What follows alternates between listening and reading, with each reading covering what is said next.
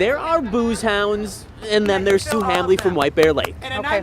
And let's be honest, Sue Hambley is not exactly what you'd call a booze hound. No, no, not really, not really. Yet on this summer scorcher of a day, Sue, her family, and neighbors are taking one very boozy trip.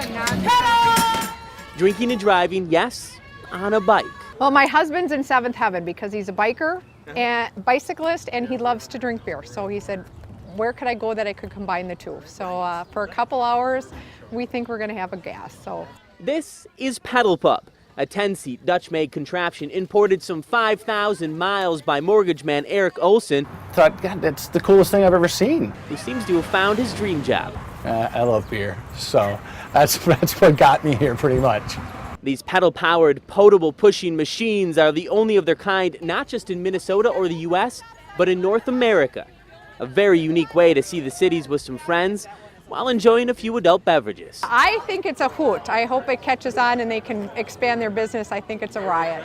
Some sweat equity, and yes, even booze makes this ride one raucous, rolling roadhouse where the suds are legal to consume and the sights, well, the sights are spectacular. For Metro Mix, I'm Chris Kalla.